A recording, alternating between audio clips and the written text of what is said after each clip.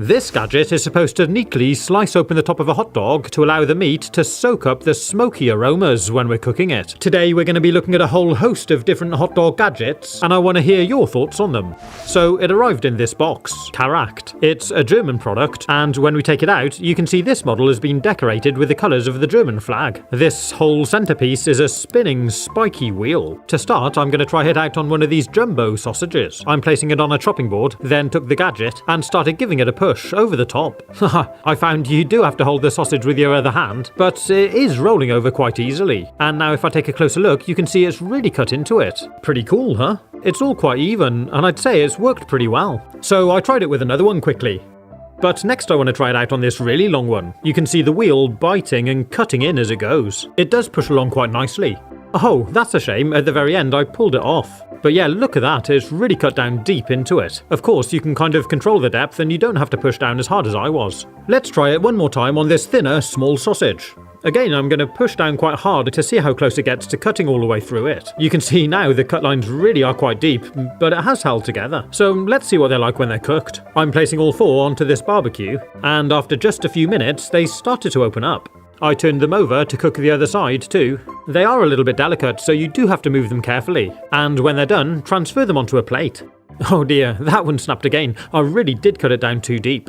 These are looking good though. So let's check them out. These have held together perfectly. It's really opened up the sausage. It looks nice and juicy. It should have absorbed all the nice barbecue aromas. This one looks pretty cool too, but I definitely cut down too deep, so it is quite fragile. And the little one worked out well too. I put it in this hot dog bun, and it's really cool infusing the sauce down into the meat. But I'm also adding a bit of mustard. Look at that, that does look delicious. Next we're going to take a look at this thing. It's another hot dog slicer. And it looks like it does a similar thing to the last one. Let's see how it compares. So it's this long kind of press with these lattice slicing blades embedded in the bottom. These are really sharp, so do be careful. I'm starting with this one, then take the press, and starting from one side, push it down onto the sausage, and kind of roll it back and forth over a little to cut it down in. And look at that, it sticks into the gadget. And then we can peel it off. Because the knife blades aren't too deep, it can't cut all the way through. It just cuts down about a third of the way into the sausage. I did this on another couple, and I also tried it out on some of these smaller sausages too. I thought it might cut straight through, but that's gone well. But let's see what they're like when they're cooked. After just a few minutes on the barbecue, they've started to open up. And check that out, it's actually a really cool pattern. Really uniform, and they've opened up nicely, allowing those smoky aromas to infuse into the meat. And I'm covering mine with sauce again. Now, what do you think this is? It almost looks like a big piece of corn on the cob. But it's actually a drill for a hot dog bun. It's made up of these kind of squared off nodules. And let's give it a go. I took a nice fresh finger bun, held it in one hand, then tried drilling into it with a tool. And because the bun's so soft, it takes no effort at all to push the tool in. And I stopped just before I came out the other side. Take a look, and it's made quite a tidy hole. Then you can add in your sauces and push in your hot dog. That is really cool. You're not going to have sauce dribbling all over yourself, and it kind of makes it easy to hold. And if I try slicing it up, you can see the sausage has gone down all the way through. That's a cool little gadget. But what do you reckon? Would you use this thing? Is it worth bothering with? Or is it just more unwanted plastic? Next I want to look at this. Curler Dog Spiral Hot Dog Slicer. Open up the box, and we actually get two different sizes of these. So let's see what we got. I'll start with this yellow one. Open it up and, oh, check that out. So we just put a sausage inside, then close the lid, and it should cut it like a spiral. And this red one is exactly the same, but for smaller sausages. It seems to be built pretty well. It feels nice and strong. The hinge feels quite solid. And the plastic feels quite durable. I'm looking forward to trying them out. So I'll start with a smaller one. I'm placing this little hot dog on top, then slowly close down the lid. I'm kind of expecting it to all be cut up into little pieces when I open this. Okay, so it's all been pushed down into the cutting blades. And to remove it, you kind of just... Oh, I see, you can just roll it out. Huh, and look at that. It's definitely all still together, and there's this sort of spiral cut all the way down to the end. Well, that's really good. I'm impressed. Now let's try out the bigger one. This time I'm placing on this big fat sausage, closing down the lid. Oh, and I am having to push quite hard here. And when I open it up, oh dear, it looks like I pinched a bit in the door. Peel it off. Oh, that doesn't look too good. Yeah, this bit of sausage must have got pinched when I closed down the top. But if I remove it from the cutting blade, apart from that, it seems to have worked quite well. So let's try it with another one. This time, to stop it getting pinched, I pushed it down onto the cutting blades a little to start with, then closed over the top and pressed down. Now when I open it up, yeah, it looks perfect. Oh, maybe I pushed it down a little bit too far because it is a bit of a struggle to get off. But there we go. And if we look a little bit closer, it really has cut it so uniformly. It's so neat, that's definitely impressive. Finally, I'm going to try it out on one of these really big sausages. Oh dear, it is a bit long, so I'm going to snap off the end. Line it up a bit straighter, then close over the top.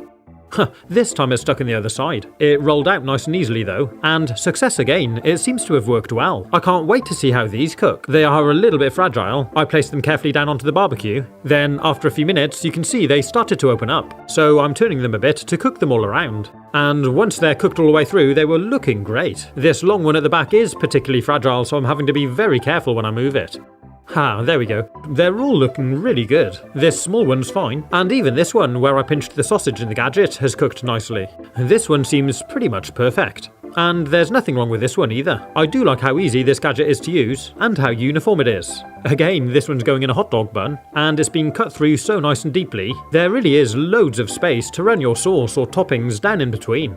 Oh yeah, look at that. And I'm using mustard as well. What's your favourite hot dog topping? Let me know in the comments. That looks really good. These gadgets are great, I'll definitely be using them again. But let's see how these compare. Slice your wiener. Open up the box and it's these two curly pieces of plastic. They're actually slicers for different sizes of sausage. And I'm going to start with this thinner one, so we need the smaller red cutter. To use it, we kind of push the sausage through to get it started. Then I found it easiest to hold the cutter and rotate the sausage as we work it through. It does make quite a significant cut, and it really does weaken this type of hot dog. I only got about halfway through with this one, and then it snapped. And there we go. It does look a little bit chewed, but you can see what it's trying to do. Next, I'm trying out the larger cutter with this larger diameter sausage. Again, you've got to get it lined up and then you can start feeding it through.